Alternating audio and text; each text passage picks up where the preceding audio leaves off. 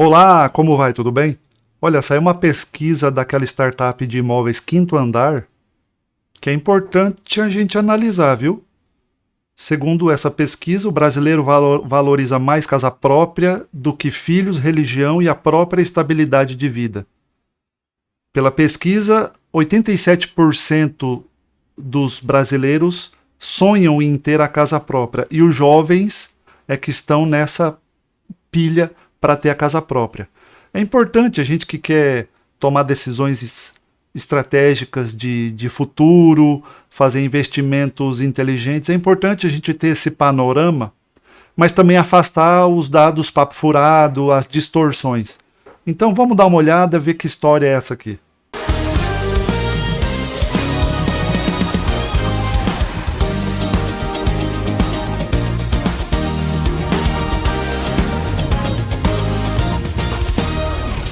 Olha, antes de qualquer coisa, calma. Valoriza o trabalho. Curte, se inscreve, toca no sininho para receber as notificações, compartilha o conteúdo. Não, o canal cresce pouco, desanima nós de a gente fazer conteúdo, tá? Bom, vamos lá. Tá meio distorcido o texto, porque isso aqui é a digitalização da reportagem impressa, então ficou ruim, tá? Mas a gente vai ver com calma aqui e extrair os dados que importam, tá? Então vamos lá. O brasileiro valoriza mais a casa própria do que filhos, religião e estabilidade. É o que mostra o Censo de Moradia Quinto Andar, feito pela startup em parceria com o Instituto Datafolha.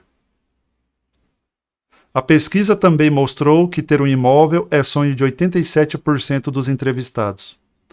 Aí, primeira coisa, foram ouvidas 3.186 pessoas com mais de 21 anos de idade em todas as regiões do país entre 11 e 21 de outubro do ano passado, tá? Então, quando você vê a manchete, brasileiro prefere, calma. Dos 3.186 brasileiros entrevistados, 87% desses 3.186 sonham em ter a casa própria e acham que a casa própria é mais importante que filhos, que estabilidade, enfim, que tudo praticamente, até a própria religião. Isso é péssimo, tá? Se isso for verdade, então eu vou até tirar o papo furado aqui, o Brasil, não. Isso mostra que de 3.186 brasileiros maiores de idade, a maioria absoluta deles coloca o bem material, o patrimônio acima da sua vida espiritual. Isso é péssimo, isso diz muito sobre a realidade do Brasil, a situação que nós estamos, e não é só um dado econômico, não. A Bíblia fala muito, desde o Antigo, passa pelo próprio Jesus, os apóstolos e até em Apocalipse. Quem tem amor ao dinheiro não vai herdar o reino. A gente tem que, claro, cuidar, a gente tem que, claro, buscar crescer. Claro, a própria Bíblia fala que cabe aos pais entesourar os filhos. É bênção se os pais deixam a geração posterior bem e tranquila, isso é bênção. Agora, quando você fala, não quero saber de Deus, eu quero saber da minha casa. Isso é péssimo, tá? Diz muito sobre a realidade do Brasil. A importância da casa própria recebeu uma nota média de 9,7, uma escala de 0 a 10, empatada com a ter profissão e à frente de ter estabilidade financeira, plano de saúde, religião, filhos e se casar. Bruno Rossini, diretor de comunicação da Quinto Andar, ressalta o fato de que os entrevistados darem a mesma importância para a moradia e a profissão. O brasileiro se identifica com essa estabilidade da casa e do trabalho, afirma. A visão recorrente de que jovens não se importariam com a posse de bens, como a casa própria, não é corroborada pela pesquisa. Você já ouviu por aí, né? Que a nova geração não quer ter carro, anda de Uber, come iFood e não quer ter nada. Não é bem assim não, tá? 91 dos entrevistados entre 21 e 24 anos afirmam que sonham com um imóvel próprio. Esse percentual cai à medida que a idade avança entre aqueles com mais de 60 anos. Essa vontade está presente em 81% do que responderam à pesquisa. No entanto, esse sonho está mais difícil de ser alcançado. A elevação da taxa Selic, que passou de 2 ao ano no início de 2021 para os atuais 10,75, já tirou de cerca de 3,5 milhões de famílias a capacidade financeira para adquirir um imóvel de 250 mil, preço médio encontrado no país.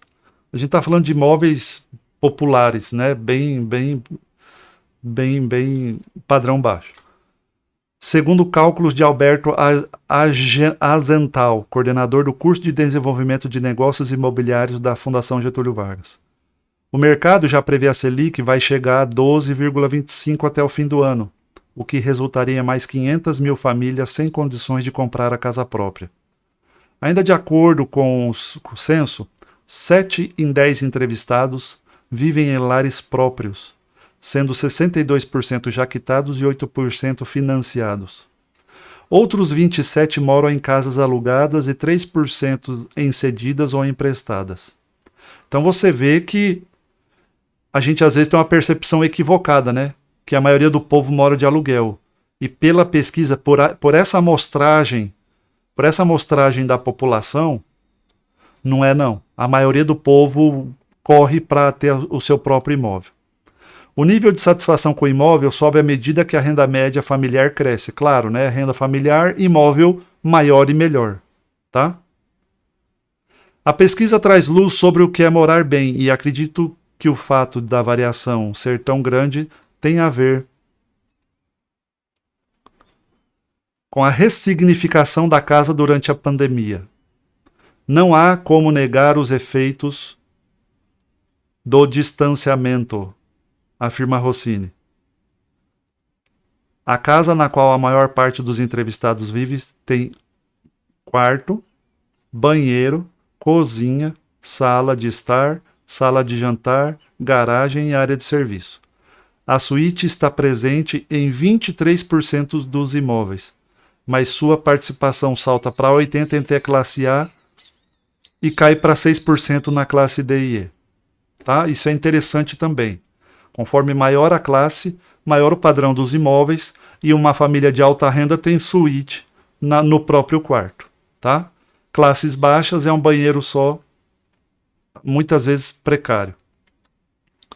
A verticalização é um debate frequente nas grandes cidades, mas 88% dos brasileiros que participaram da pesquisa vivem em casas. Tá? O produtor cultural Vinícius Murilo de Souza morou sempre em casas na sua cidade natal, mas passou a viver em apartamentos quando se mudou para a capital paulista há 8 anos, dividindo o imóvel com outras pessoas. Com a chegada da pandemia, porém, sentiu-se necessidade de voltar a ter mais espaço e viver sozinho. Para começo de conversa, você não vai dividir o teu imóvel com várias pessoas se não for ou membro do teu núcleo familiar ou se não for absolutamente necessário. Já começa por aí. Ninguém fala, pô, eu acho que eu vou para um apartamento de 2 quartos lá na cidade de São Paulo dividir com mais 6 pessoas. Acho que vai ser interessante. Isto não acontece. Assim que a pessoa pode, ó, não importa a idade, ela quer o espaço dela, ela quer a privacidade, ela quer ter o canto dela. E isso é importante para a gente ficar de olho, tá, em investimentos. Por exemplo, cresce em São Paulo muitos estúdios, que num espaço só é a cama, banheiro, cozinha e acabou. Será que é isso que a população está buscando? Será que você investiria nisso? Será que é isso que o povo quer na verdade? A longo prazo, será que é isso que o povo quer? Pagar 200 mil em 16 metros quadrados? Será que é isso? Não é isso que a pesquisa está falando. Tá? Ter um espaço reservado para atividade profissional era um dos requisitos quando ele buscou o imóvel.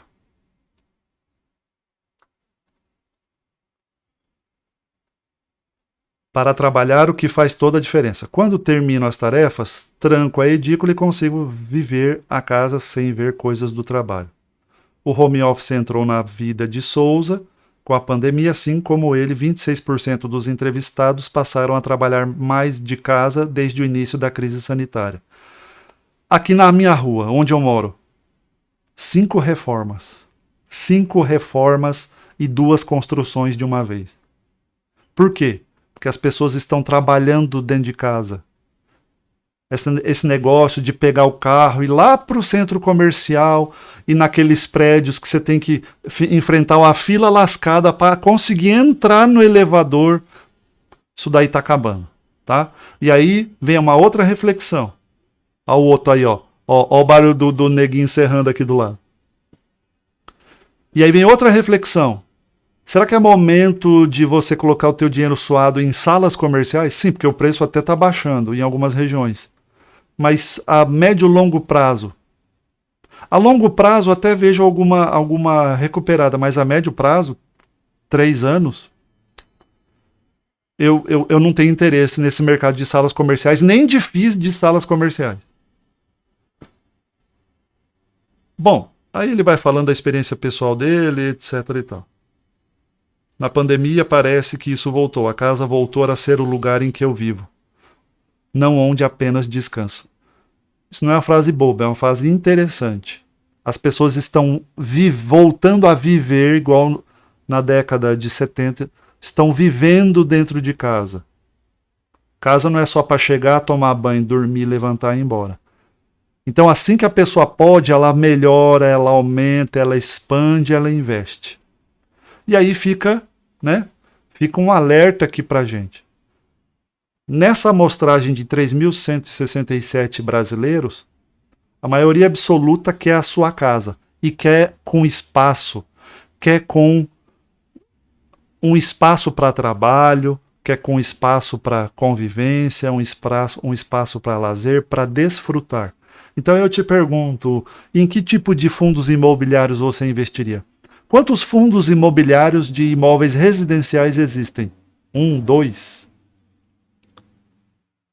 Então é importante a gente entender. Da minha parte, eu já comecei a olhar de novo, utilizar uma parte da minha carteira para revisitar imóveis físicos. Neste panorama, classe média, 3 quartos, onde um pode ser utilizado como escritório e com espaço para ser de respiro, de quintal, de lazer, enfim, de convivência. É uma informação interessante, é um dado importante que às vezes passa batido. E o que você acha? Coloca aqui nos comentários. Você tem tua casa própria? Você pretende investir em casa própria para aluguéis ou até para outros negócios? Coloca aí nos comentários, eu quero saber. Não se esqueça de valorizar o canal, compartilhar, se inscrever e divulgar o nosso trabalho. Um grande abraço, fica com Deus e até o nosso próximo vídeo. Valeu, tchau.